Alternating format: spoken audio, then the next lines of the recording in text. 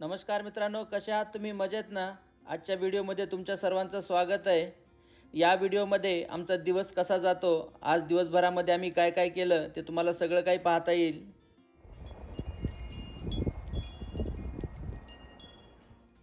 सकाळचे 8:45 वाजलेत आणि आता मुलांना शाळेत सोडण्याची वेळ झालेली आहे। कॅनडामध्ये सध्या विंटर चालू आहे, म्हणजे बर्फाचे दिवस आहेत। त्यामुळे हे दिवस खूप कठीण असतात, कारण या दिवसांमध्ये थंडी जास्त असते। गेली 2 दिवस झाले बर्फ जास्त पडलेला नाही। आजचं टेम्परेचर -2 आहे। आता मी रियांशला शाळेमध्ये सोडायला जात आहे। कॅनडामध्ये शाळेची वेळ ही सकाळी 8:30 ते दुपारी 3 या वेळेमध्ये असते। त्यामुळे मुलांना आपल्याला सकाळी शाळेमध्ये सोडावं लागतं आणि दुपारी त्यांना वापस घरी घेऊन यावं लागतं। ज्या पॅरेंट्सकडे काही जॉबमुळे अडचणी असतील तर ते काय करतात, स्कूल बस सर्व्हिस असते ती सर्व्हिस ते वापरतात। हे बघा, माझ्यासोबत शिल्पा पण आहे। हॅलो। आम्ही दुपारी आता 1-1:30 वाजलेला आहे। जेवण करून म्हणलं चला थोडंसं वॉकला जाऊया, त्याच्यामुळे आम्ही थोडं बाहेर आलोत।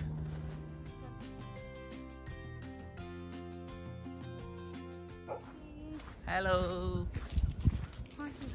त्याला रनिंग करा वाटायला आपल्यासोबत। Hello my friend, how are you? छान आहे। हॅलो। कॅनडामध्ये हा हस्की नावाचा कुत्रा आपल्याला सर्वत्र दिसतो। बऱ्याच लोकांच्या घरी त्यांनी हा पोसलेला असतो।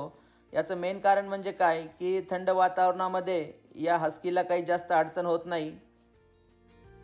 आम्ही आता सध्या धनुषच्या स्कूलपाशी आलेलो आहोत। इकडे सर्व ग्राउंडवरती तुम्ही पाहताय सर्वत्र बर्फच आहे आणि हे धनुषच्या स्कूलचं प्लेग्राउंड आहे। आणि सध्या विंटर चालू असल्यामुळे इकडे खूप जास्त बर्फ पडलेला आहे आणि अशा सीझनमध्ये मुलं जास्त बाहेर येत नाहीत, कारण थंडी खूप असते। दुपारच्या वेळेस मुलांना प्ले टाईम असतो, परंतु जर वातावरण खूप जास्त कोल्ड असेल -10-15 तर त्यावेळेस मग टीचर स्टुडंट्सला बाहेर पाठवत नाहीत। आज खूप थंडी आहे। हां, खूप थंडी आहे आणि असं सूर्य आलेला नाही आहे, त्याच्यामुळे जास्त थंडी लागते आणि घरात बसून बसून बोर पण होते, त्याच्यामुळे वॉकला यावंच वाटते। जावं लागते वॉकला, बाहेर गेले नाही तर मग पाय कसे मोकळे होते। हो ना, हो ना।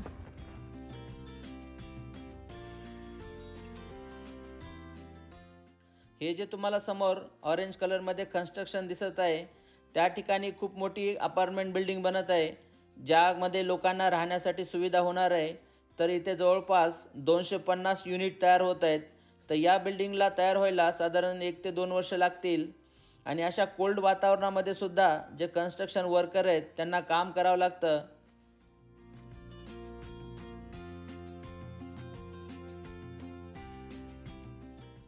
आम्ही या एरियामध्ये जेव्हा घर घेणार होतो त्यावेळेस आम्हाला हे घर खूप आवडलं होतं, कारण हे त्यावेळेस विकायला काढलेलं होतं। आम्ही याला ऑफर टाकली होती, परंतु आम्ही जी किंमत दिली होती ती किंमत त्या मालकाने घेतली नाही, त्यामुळे आम्हाला हे घर भेटलं नाही। त्यानंतर जे आम्ही आता सध्या घर घेतलं ते 2 महिन्यानंतर आम्हाला भेटलं।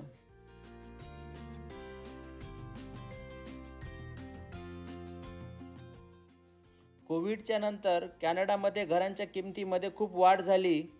आता सध्या जर ॲव्हरेज घराची प्राईस तुम्ही धरली तर कॅनडामध्ये साधारण 5 लाख ते 8 लाख डॉलर या रेंजमध्ये आहे। तर इकडे वेगवेगळ्या प्रकारचे घरं असतात, डुप्लेक्स असतं, कॉन्डो असतात, इंडिव्हिज्युअल हाऊस असतात। तर असे वेगवेगळ्या प्रकारची घरं असतात इकडे।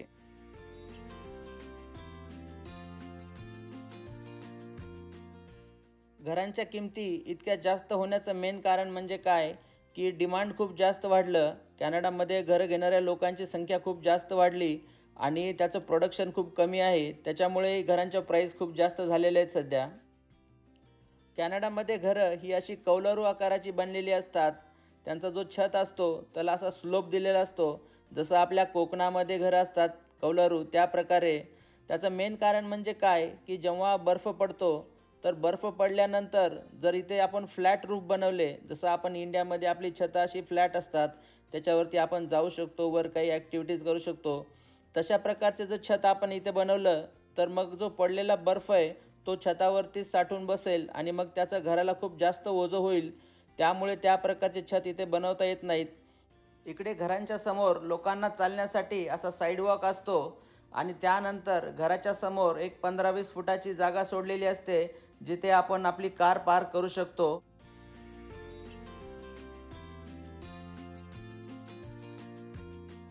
जे झाड आहे याला इकडे कॅनडामध्ये स्प्रूस ट्री किंवा पाईन कोन ट्री म्हणतात. तर या झाडाच्या पानांची कधी पानझड होत नाही. 12 महिने कॅनडामध्ये जर तुम्ही कधी आले तर हे नेहमी असं ग्रीनच असतं. बर्फाच्या दिवसामध्ये थंडीपासून वाचण्यासाठी पक्षी किंवा छोटे प्राणी या झाडाचा आसरा घेतात.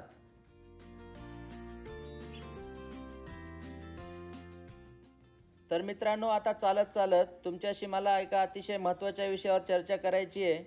मला दररोज इंडियामधनं खूप मेसेजेस येतात, कॉल येतात की दादा आम्हाला कॅनडामध्ये जॉब करायचा आहे, तिकडे आम्हाला जॉब करण्यासाठी कसं येता येईल त्याच्याविषयी मला माहिती सांगा. गेल्या 15 वर्षामध्ये मला जो काही कॅनडामधला अनुभव आहे त्या अनुभवाच्या बेसिसवरती मी कॅनडामध्ये जॉबविषयी एक व्हिडिओ टाकलेला आहे, तो तुम्ही नक्की पहा. कॅनडामध्ये वेगवेगळ्या क्षेत्रामध्ये जॉब अवेलेबल असतात आणि त्यासाठी आपल्याला प्रॉपर ॲप्लिकेशन टाकावं लागतं. आणि त्याच्या अगोदर इकडे जॉब घेण्यासाठी आपला एक्सपिरियन्स, एज्युकेशन आणि स्किल या गोष्टीला खूप महत्त्व दिलं जातं. गेल्या काही वर्षामध्ये कॅनडामध्ये जे जॉब सिलेक्शन आहे त्याचे क्रायटेरिया गव्हर्नमेंटने खूप चेंज केलेले आहेत. 10 वर्षाखाली खूप वेगळी सिच्युएशन होती, पण सध्या कॉम्पिटिशन खूप जास्त वाढल्यामुळे आणि डिमांड खूप जास्त असल्यामुळे सगळ्या काही गोष्टी खूप अवघड झालेल्या आहेत. जे नवीन जनरेशन कॅनडामध्ये आलेलं आहे त्यांना मी अतिशय स्ट्रगल करताना इकडे पाहिलेलं आहे. तर माझं अतिशय एक प्रामाणिकपणे मत आहे की जर तुमचं इंडियामध्ये थोडंफार चांगलं इन्कम असेल, थोडंफार बँक बॅलन्स असेल तर तुम्ही या सगळ्या भानगडीमध्ये पडू नका, कारण इकडे सिच्युएशन जशी वाटते तशी नाही आहे सध्या. मी एक गोष्ट तुम्हाला सांगतो, जर तुम्हाला चांगली जॉब ऑफर असेल किंवा तुम्हाला एज्युकेशन घेऊन तुम्हाला काही वेगळी स्वप्न असतील, काही वेगळं करायचं असेल तर त्यासाठी तुम्ही कॅनडामध्ये नक्की येऊ शकता. किंवा इतर कुठलीही कंट्री असेल तर तुमचे ड्रीम पूर्ण करण्यासाठी तुम्ही नक्की जा. मी जेव्हा कॅनडाला आलो त्यावेळेस माझं सर्व शिक्षण इंडियामध्ये झालं होतं आणि मला इकडे जॉब ऑफर होती, त्यामुळे मला फायनान्शियल कुठल्या अशा अडचणी आल्या नाहीत. कुठल्याही देशामध्ये जाण्याच्या अगोदर त्या देशाविषयी तुम्ही संपूर्ण माहिती घ्या, कारण तिथे गेल्याच्या नंतर जर आपल्याला काही वेगळ्या गोष्टी लक्षात आल्या तर त्यावेळेस आपल्या हातातनं वेळ निघून गेलेली असते आणि त्याचबरोबर आपले पैसे पण खूप खर्च झालेले असतात. कॅनडामध्ये जागोजागी असे फायर हायड्रंट असतात, हे असे पिवळ्या कलरचे. तर याच्यामध्ये काय असतं की एखाद्या वेळेस समजा घराला इकडे जवळपास कुठे जाळ वगैरे जर लागला तर एमर्जन्सी सिच्युएशनमध्ये जे फायर ट्रक्स येतात ते काय करतात, याच्यामधनं पाणी घेतात, कारण याच्यामध्ये 24 आवर वॉटर सप्लाय असतो आणि त्या पाण्याचा वापर करून मग ती आग विझवली जाते. इकडे जेव्हा फायर ट्रक येतात जाळ लागल्यावर त्यावेळेस ते सोबत पाणी आणत नाहीत, कारण इकडे सिटीने अशी सुविधा करून ठेवलेली असते. अशा प्रकारचे वॉटर हायड्रंट आपण बाहेर चालायला गेल्यानंतर प्रत्येक 200-300 फुटावरती असतात. थोडंसं पुढं चालत आल्यानंतर आमच्या कॉलनीमध्ये पाठीमागच्या एरियात राहणारे एक मित्र दिसले. चला तर मग त्यांच्याशी थोडीशी गप्पा करूया. Yeah, Hello my friend, how are you? too much snowfall, right? Yesterday. Too much. Yeah. Strong rain. Strong wind. Yeah. And it's cold now. It's very Yeah, cold. but it's just cold. Yes. Yesterday was like that. Yes. Yeah. Are you ready for the spring? Are you getting ready for the spring? Of course, I'm getting wait. Yeah, spring, the summer. I love summer. We want to see your gardening this year. I know. Yeah. Any plans? Or what are you going to? Most the same thing. Same thing. Yeah, Tomatoes, yeah, potatoes. maybe a little bit different. Is it different? Yeah. Tomatoes. That's really Yeah, nice. very clean garage. Very clean, neat and clean. Yeah. Very nice. Very nice. Yeah, the garage is to put the car inside the garage. Yeah. Yeah. I want us to be outside. I like to have two garages like that.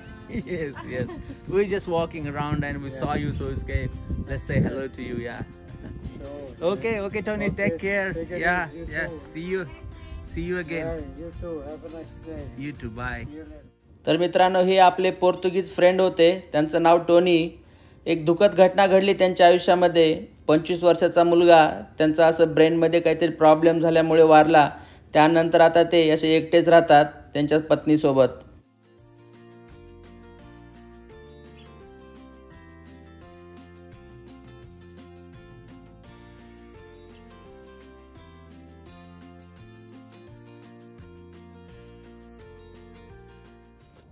वारं weather असल्यामुळं त्याचा ice असा बनवायला. Oh. हे मस्त आहे गोळा करून खायला. हा, त्याच्यामध्ये हा? कलर टाकायचं हा ना. आणि झाला गोळा रेडी.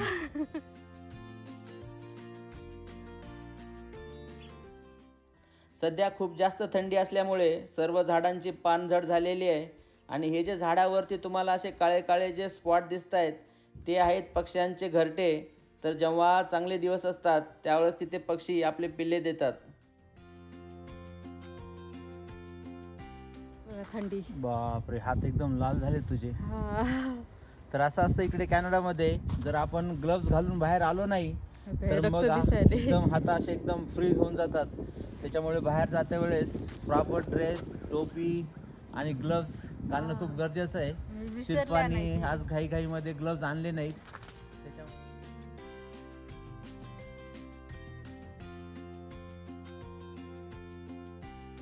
आम्ही आलो आता घरी चालत चालत एवढ्या थंडीमध्ये.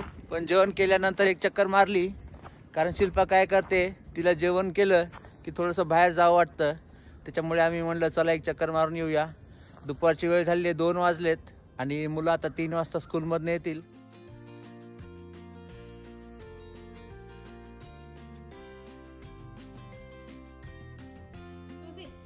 ए रोजी. रोजी रुसून बसली. रोजी तिला वाटत असेल आपण तिला काही घेऊन गेलो नाही वॉकिंगला. एकटीला घरी कसं सोडलं वाटत असेल.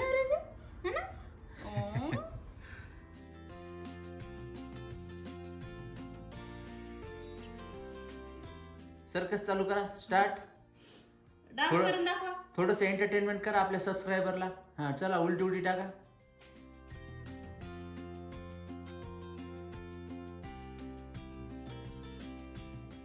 वॉक करून आल्याच्या नंतर हातपाय एकदम असे गार पडलेत. त्याच्यामुळे शिल्पा आता चहा बनवते. काय काय टाकते चहामध्ये? चहामध्ये मी अद्रक, इलायची आणि चहाचा मसाला. ओके.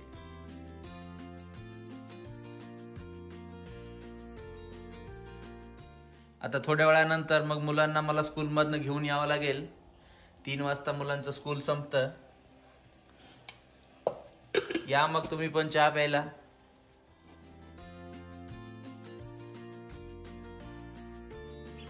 कुकिंग करते वेळेस शिल्पाला हे कॅरेक्टर बाजूला पाहिजेच. हा चिंटू जर बाजूला नसेल तर मग शिल्पाला कुकिंग करण्यामध्ये जास्त फन येत नाही. तर शिल्पाने काय केलंय, याचा जो पेपरचा जो रोल आहे त्याच्यावरतीच त्याला लावून ठेवलेलं आहे आणि त्याची मान अशी हळूहळू हालते.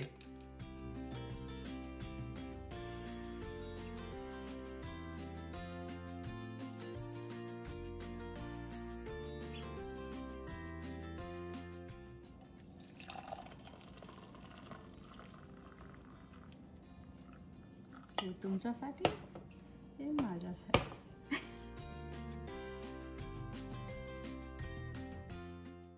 हे पहा, धनुष आता शाळेमधनं घरी येत आहे आणि त्याच्या हातामध्ये जी अशी मोठी सूटकेस दिसते ते त्याचं म्युझिक इन्स्ट्रुमेंट आहे. तर टीचरने त्याला घरी प्रॅक्टिस करण्यासाठी ते त्याला दररोज घरी घेऊन जायला सांगतात. रियांशला आता स्कूलमधनं आणण्याची वेळ झालेली आहे. चला तर मग या माझ्यासोबत. हे बघा, रियांशला मी आता स्कूलमधनं घेऊन आलो. दुपारचे 3 वाजलेत. हॅलो रियांश. हॅलो.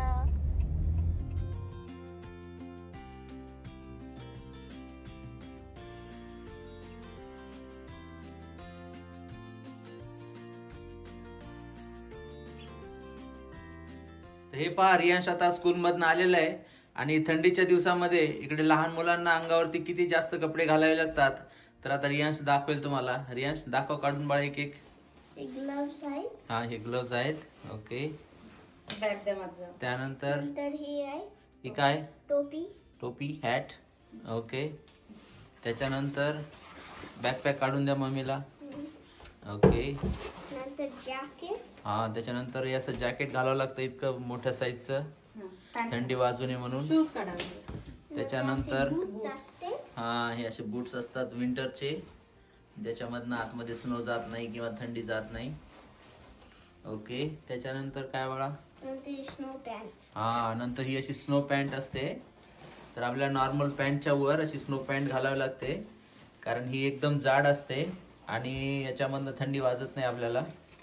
तर ही मुलांना शाळेमध्ये जात्या वेळेस हे सगळं ड्रेसिंग अशी प्रॉपरली करून जावं लागतं, नाहीतर मग जेव्हा ते बाहेर आउटसाईड गेले ग्राउंडवरती प्ले करायला तेव्हा खूप जास्त थंडी वाजते. त्याच्यानंतर हुडी. हे बघा किती प्रॉपरली असं प्रोटेक्शन करावं लागतं. आणि आता रिअल बॉडी आली बाहेर. आतापर्यंत रियाश इतका जाड वाटत होतास, पण हे सगळे कपडे काढल्याच्या नंतर तुझी 50% बॉडी कमी झाली, एकदम हाफच.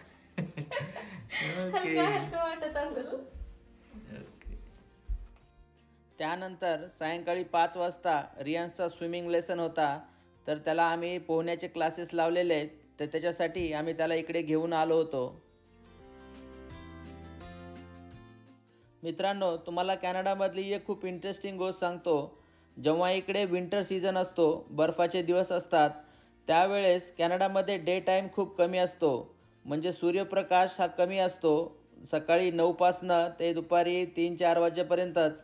4च्या नंतर लागलीच अंधार पडायला लागतो. आणि याच्या उलट जेव्हा इकडे समर टाईम येतो, एप्रिलपासनं ते ऑक्टोबरपर्यंत, त्या पिरियडमध्ये मात्र दिवस खूप मोठा असतो आणि रात्र खूप छोटी होते.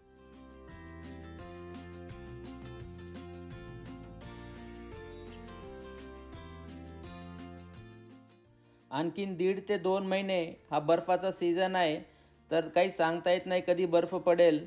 तर सध्या 2 दिवस झालं काही बर्फ पडलेला नाही आणि वातावरण थोडंसं क्लिअर आहे, पण कधीही बर्फ पडू शकतो. चला तर मग आपण आता आपल्या घरी आलेलो आहोत.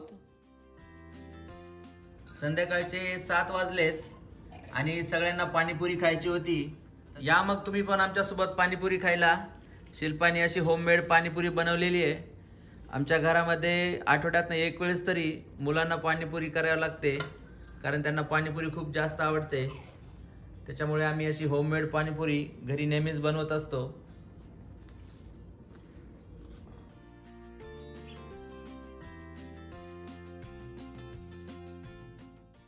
चला तर मित्रांनो, मग असा होता आजचा आमचा दिवस. आशा करतो की हा व्हिडिओ तुम्हाला आवडला असेल. व्हिडिओ जर आवडला तर लाईक, शेअर आणि सबस्क्राईब करा. आजचा तुमचा दिवस पण चांगला जावो. चला तर मग काळजी घ्या, मजेत राहा. आपण लवकरच भेटूया पुढच्या व्हिडिओमध्ये. तोपर्यंत बाय बाय.